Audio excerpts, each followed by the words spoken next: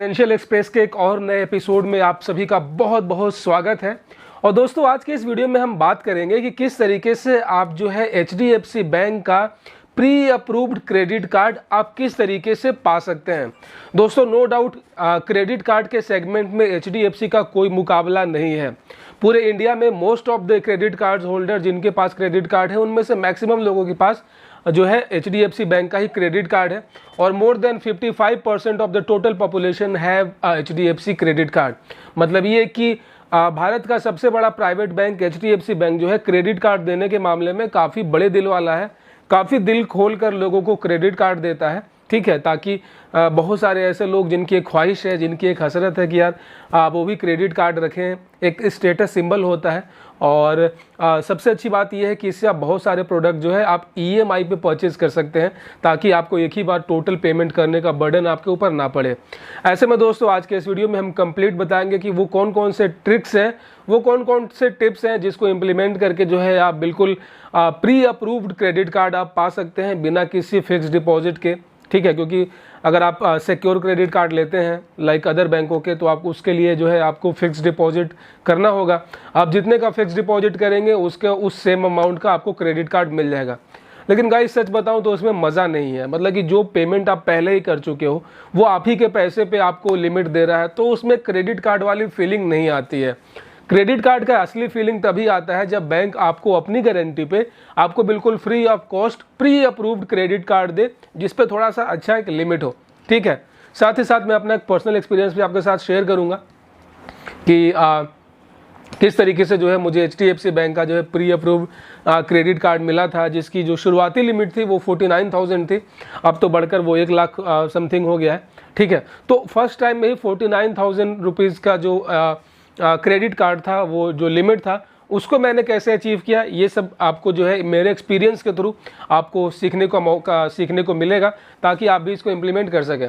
ठीक है, तो गाइज, आज का जो वीडियो है टोटली फोकस है हमारा HDFC बैंक के ऊपर है, क्योंकि ये बैंक जो है अगर आप पहली बार अगर आप क्रेडिट कार्ड के लिए अगर आप अप्लाई करना चाह रहे हैं, आप पहले से किसी अदर बैंक का अगर आप क्रेडिट कार्ड यूज़ नहीं करते हैं, तो मेरे ख्याल से जो है HDFC बैंक ही है जो आपको फर्स्ट टाइम क्रेडिट कार्ड देगा।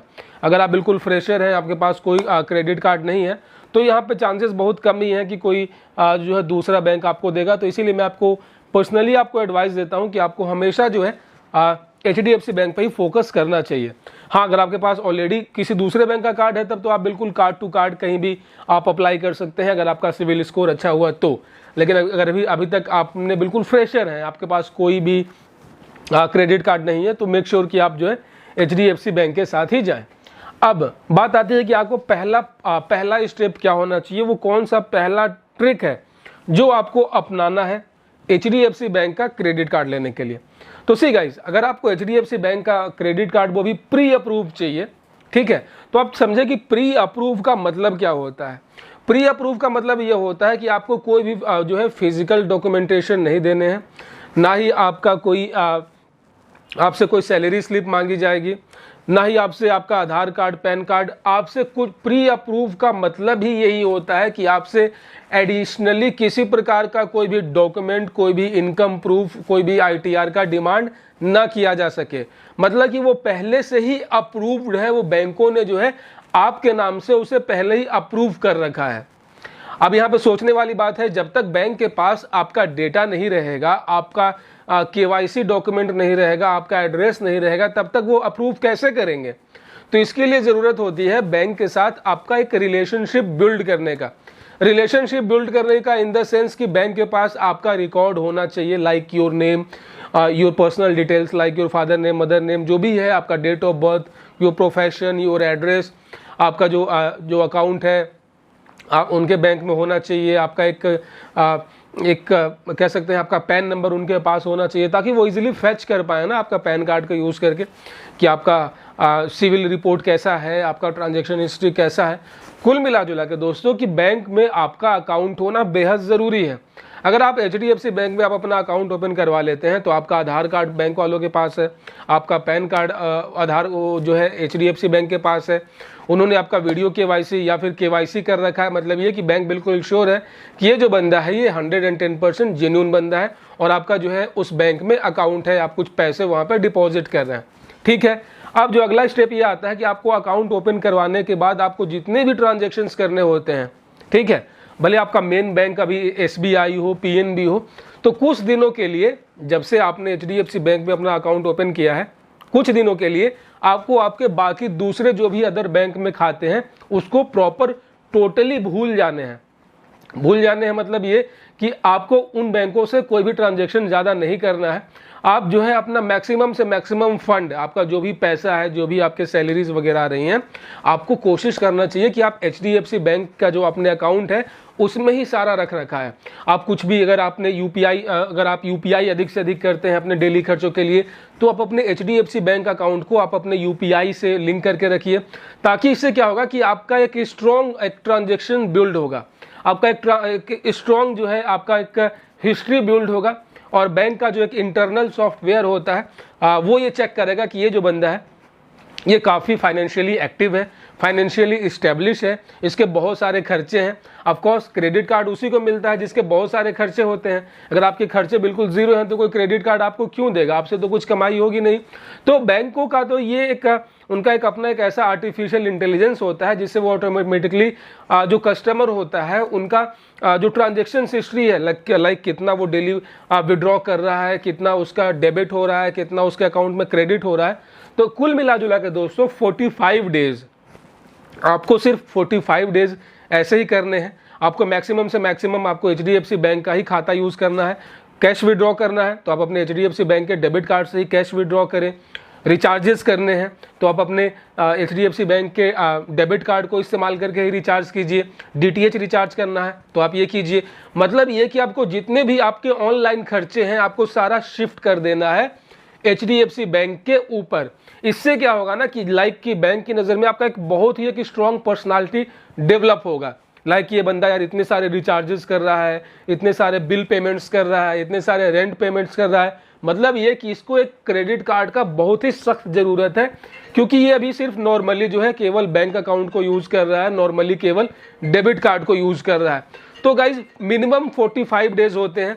45 से अगले दिन मतलब कि 46वें दिन आपको जो है SMS आ जाएगा बैंक की ओर से कि डियर कस्टमर, आपके ऊपर जो है आपको एक प्री अप्रूव्ड क्रेडिट कार्ड जो है हमारी ओर से इशूड हो चुका है, जिसका जो है मिनिमम अमाउंट जो है आपको 20,000 मिलता है। ठीक है, ये मैं मिनिमम इसलिए बता रहा हूँ क्योंकि वो आपका जो ट्रांजैक्शन हिस्ट्री होगा ना उसके अकॉर्डिंग ये डिसाइड होगा। आप अधिक से अधिक मान लेते हैं कि आपने लास्ट 45 डेज में 5 लाख रुपीज़ का ट्रांजैक्शंस कर रखे हैं, आपने 5 लाख रुपीज़ से ऊपर के रिचार्ज कर रखे हैं, पेमेंट्स कर रखे हैं लोगों को, आपने UPI कर रखे हैं, मतलब ये कि आपका फाइनेंशियली इस्टेब्लिशमेंट इस हद तक है कि आप महीने में 5 लाख रुपए तक के आप ट्रांजेक्शन्स कर रहे हैं। तो बैंक थोड़ी आपको जो है 20,000 रुपये देगा। भाई बंदा जो 5 लाख रुपए मंथली खर्च कर रहा है या फिर मंथली जो है पूरा ट्रांजैक्शन उसका हिस्ट्री है, उसको कम से कम तो वो 1 लाख रुपए का लिमिट मिनिमम देगा। आपको उससे ज़्यादा भी मिल सकता है, क्योंकि उनकी नज़र में ये होता है ना कि बंदे का जो एक लाइफ स्टाइल है, उनका बिहेवियर, कंज्यूमर बिहेवियर कैसा है। ठीक है, टोटली जितना भी इंटरनेट पे जो भी चीज़ें होती हैं, जो भी बैंक क्रेडिट कार्ड या फिर लोन ऑफर करते हैं, वो उस कंज्यूमर के बिहेवियर के ऊपर ही वो डिसाइड होता है। ठीक है, और आपने केवल जो है महीने में जो है लास्ट 45 डेज में 40 से 50 हज़ार रुपये ही जो है ट्रांजेक्शन्स किए हैं, तो इससे अब बैंक तो आपको 1 लाख रुपए नहीं देगा, क्योंकि आपका टोटल 45 दिनों में आपके खर्चे ही केवल 30 से 45 हज़ार रुपये हैं। तो जाहिर सी बात है कि वो उसका 50% लाइक आपको 20,000 रुपये देगा। तो जैसे कि मेरे साथ हुआ था, मुझे ये ट्रिक पहले से ही मालूम था, तो मैंने क्या किया कि मैंने अपने 2 UPI अकाउंट दोनों अलग अलग बैंकों से, एक से दूसरे बैंक में, दूसरे से तीसरे बैंक में, इसी तरीके से मनी को रोटेट करता रहा। अब 10,000 के अमाउंट को आप दिन में 3 बार आप रोटेट करते रहेंगे, from 1A to B, B to A to B, तो वो दिन भर में 40,000 हो गया। ठीक है, तो आप समझ रहे हैं ना मेरे कहने का मतलब क्या है, कि आपको एक मनी रोटेशन के फॉर्मूले को अप्लाई करना है। एक ही पैसे को घुमा के आपको ज़्यादा से ज़्यादा ट्रांजेक्शन बिल्ड करने हैं। लाइक अगर आपके घर में कोई रिलेटिव है, आप उसको UPI कर दो पैसे, फिर वो वापस आपको कर देगा, अगले दिन फिर आप उसको करो, तीसरे दिन वो आपको वापस कर देगा।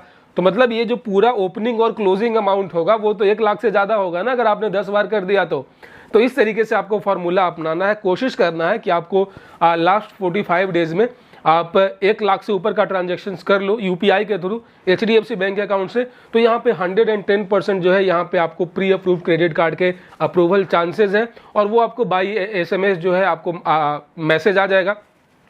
वहाँ पे एक लिंक दिया रहेगा, वहाँ पे सिर्फ आपको लिंक पे क्लिक करना है, जो भी उनके टर्म्स और कंडीशंस होते हैं उनको आपको ओके करना है, सबमिट करना है, और आपका जो भी एड्रेस है बैंक के रिकॉर्ड में वहाँ पे जो है आपको क्रेडिट कार्ड दे दिया जाएगा, जिस तरीके से मुझे मिला था। इसके अलावा दोस्तों अगर आपके मन में कोई और भी डाउट है ना प्री अप्रूव क्रेडिट कार्ड को लेकर, किसी भी बैंक का हो, HDFC हो, एक्सिस हो, किसी भी बैंक का हो, आप लोग बेशक मुझे कमेंट करके पूछ सकते हैं। मुझे बहुत खुशी होगी आप सभी के सवालों का जवाब देने में। तब तक दोस्तों दीजिए मुझे इजाज़त, मिलते हैं किसी और वीडियो में। अपना बहुत सारा ख्याल रखिएगा। जय हिंद।